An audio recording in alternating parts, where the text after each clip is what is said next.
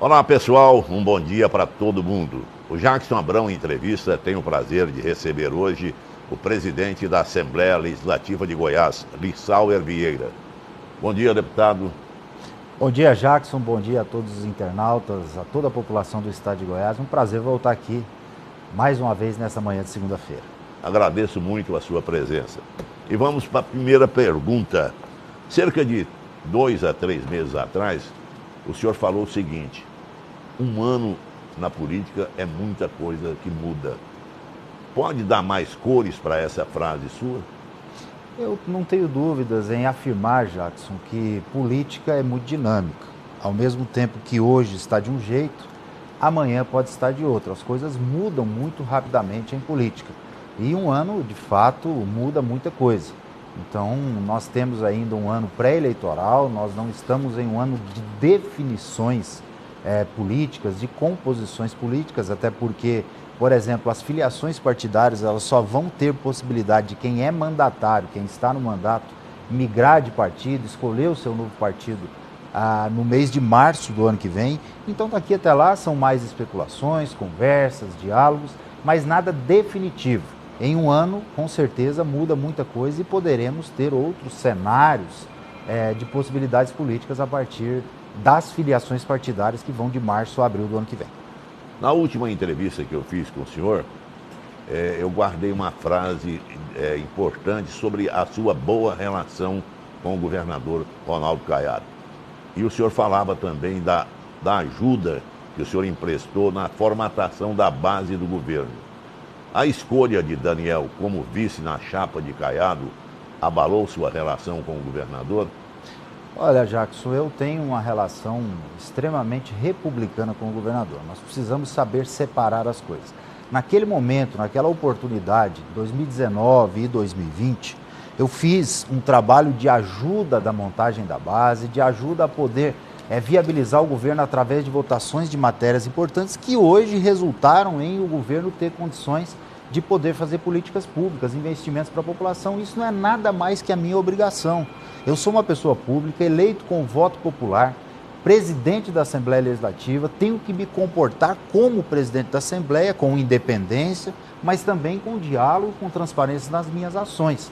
E eu não tenho dúvida nenhuma que, por convicção, nós ajudamos a formatar a base e a viabilizar o governo do governador Ronaldo Caiado. Essa 19ª legislatura, os deputados que compõem a base aliada do governador e também aqueles de oposição que tiveram papel fundamental e importante nos debates na Assembleia Legislativa, e eu sempre fui muito democrático, dando a oportunidade a todos, mas trabalhei para poder aprovar matérias importantes que foram de extrema vitalidade para a continuidade do governo e para o governador poder ter as suas ações, o seu plano de governo colocado em prática. Então, só para concluir, eu acho que nós temos um trabalho feito por convicção e um respeito pelo governador, que isso não vai abalar de forma alguma as nossas relações. Se não me engano, na entrevista de hoje no Jornal Popular, o senhor fala em feridas deixadas pelo ingresso de Daniel Vilela na chapa do governador.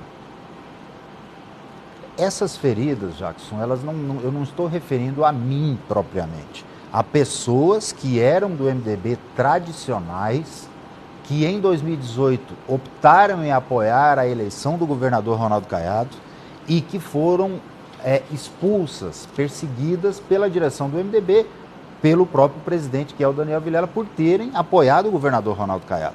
Essas pessoas, claro que criou-se uma barreira e elas não se sentiram confortáveis. Eu não posso falar por mim porque eu nunca fui do MDB, não tenho pretensões de ser do MDB.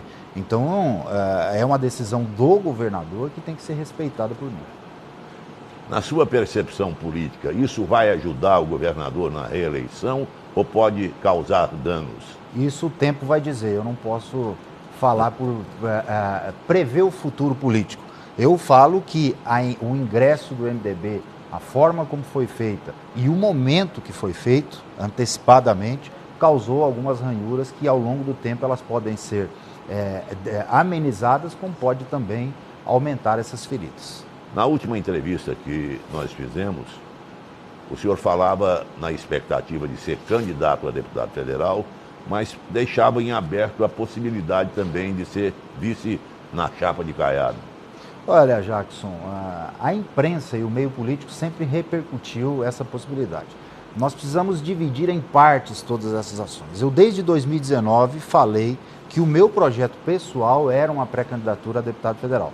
Mas fico feliz em ter sido lembrado. Isso significa que o meu trabalho, a independência que nós implementamos na Assembleia, a gestão minha como presidente da Assembleia me credenciou para isso. E deu a possibilidade da imprensa, do meio político, dos partidos políticos debaterem e discutirem essa possibilidade. Então isso só nos traz e engrandece mais ainda o reconhecimento do nosso trabalho feito à frente da presidência da Assembleia Legislativa. Mas repito, desde 2019, quando eu fui eleito pela primeira vez presidente da Assembleia, inclusive naquele momento, sem o apoio do governador Ronaldo Caiado, eu implementei uma administração de independência, mas de apoio ao governo, até mesmo para nós podermos reajustar economicamente o Estado, possibilitar que o Estado entrasse no regime de recuperação fiscal, tivesse a renegociação das suas dívidas, e tudo isso foi feito com muita convicção, com o pé no chão, com transparência. E hoje eu tenho a condição de disputar uma eleição no ano que vem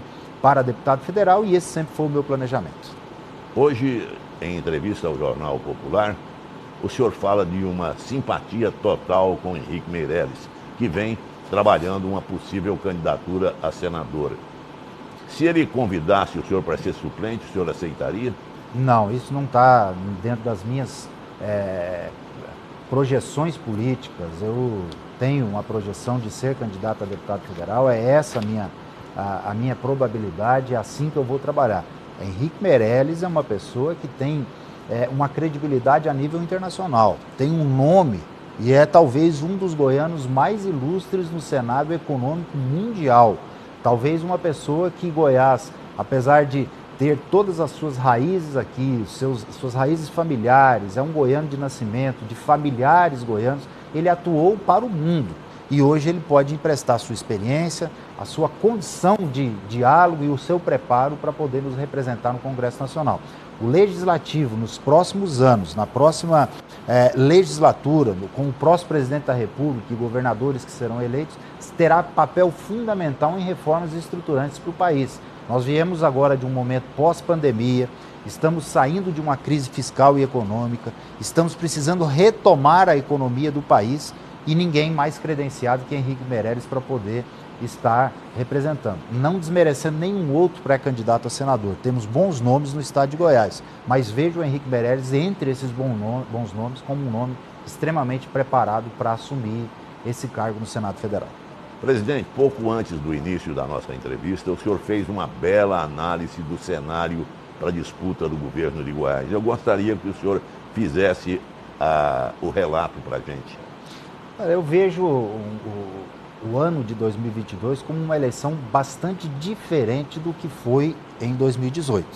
O ano de 2018, a população queria, Jackson, a mudança. Você viu isso a nível nacional, nós vimos aqui a nível estadual. Agora é uma eleição de composições, mas que em Goiás tem um cenário um pouco ainda diferente de o que era em 2018. Nós temos aí candidaturas, prováveis candidaturas da oposição, como do próprio Partido dos Trabalhadores, que deverá ter Lula como candidato a presidente da República e precisará de um palanque aqui em Goiás. Nós temos o presidente Jair Bolsonaro, que também precisará de um palanque aqui no estado de Goiás. Nós temos uma candidatura posta. Uma intervenção. A intervenção do presidente Bolsonaro em Goiás seria contra o governador Caiado? Com um palanque para a sua chapa, né? Eu não vejo o União Brasil apoiando o presidente Jair Bolsonaro. Se o União Brasil não apoiar a nível nacional, em Goiás, o governador Ronaldo Caiado terá que seguir o palanque, a decisão nacional do União Brasil.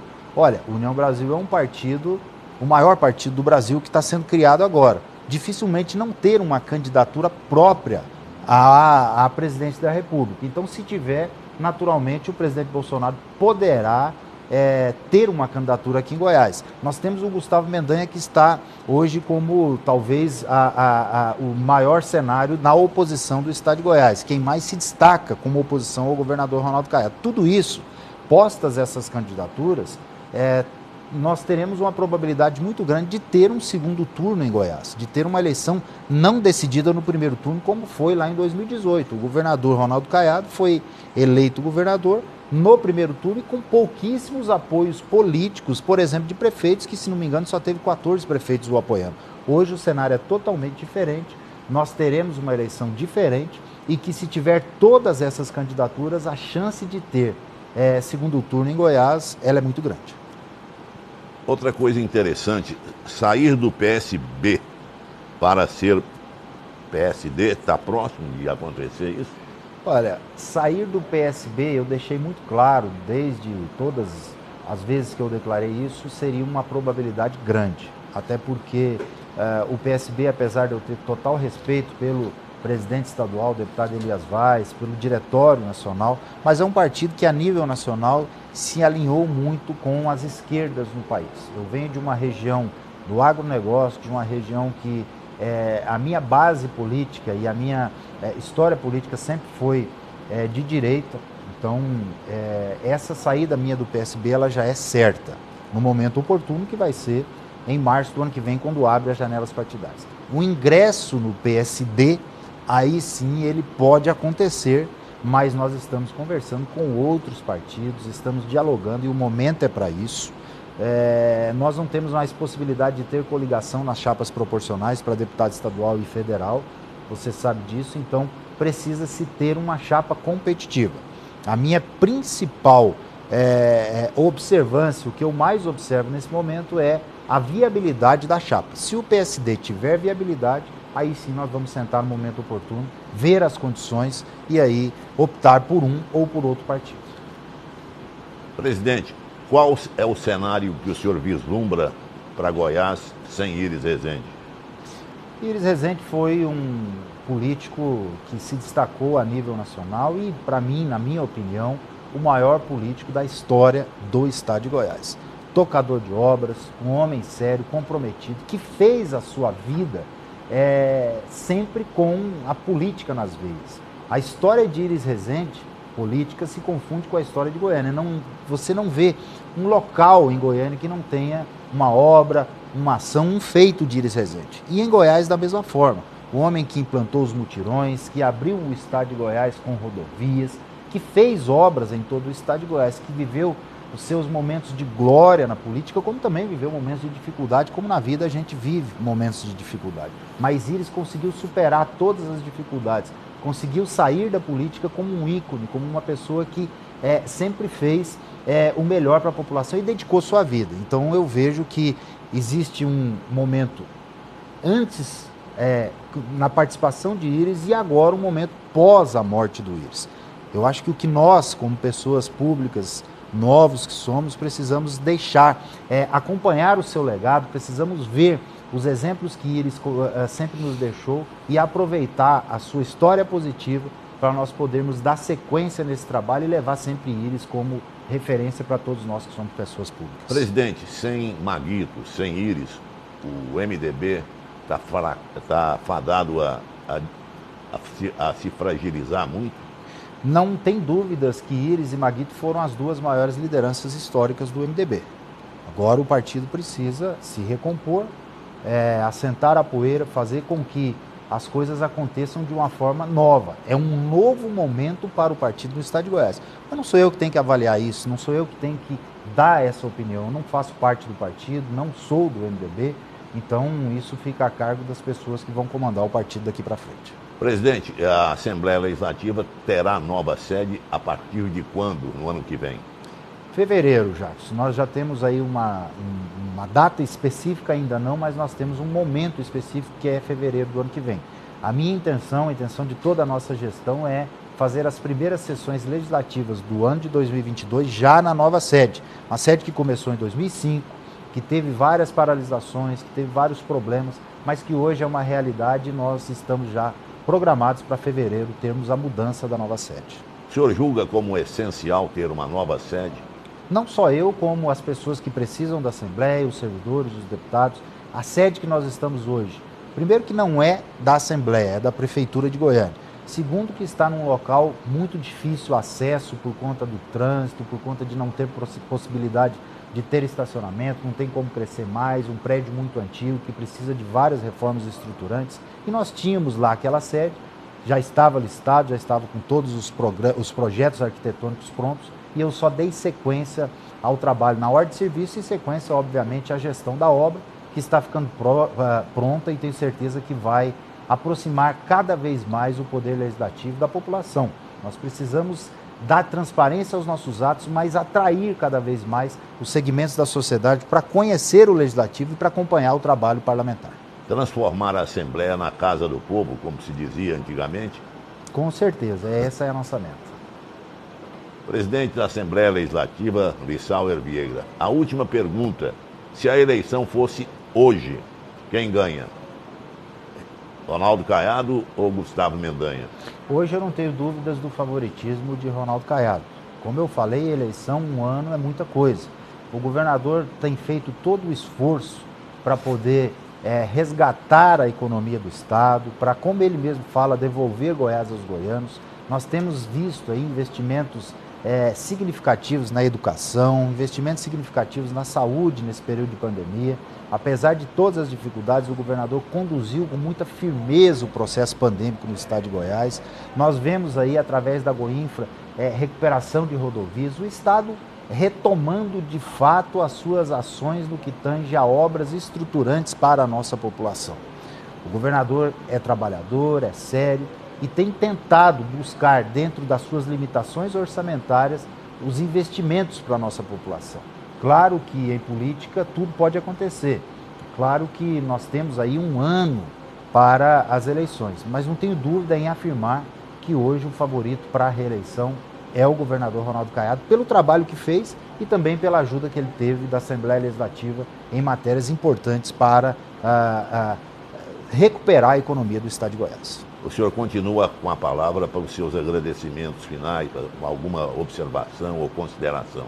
Muito obrigado, Jackson. Eu quero aqui te agradecer a toda a direção do Jornal Popular, agradecer a população do estado de Goiás que nos acompanha aí nessa entrevista e dizer que nós sempre estaremos com independência, com parcerias, visando o que é melhor para a população de Goiás. Isso não é nada mais que a minha obrigação como gestor público, que sou o presidente do Poder Legislativo do estado de Goiás, obrigação como deputado estadual eleito pelo voto popular em trazer o melhor para a nossa comunidade. E isso é sempre com convicção, com o pé no chão, com independência, mas dando transparência às nossas ações e trabalhando pelo melhor do nosso povo.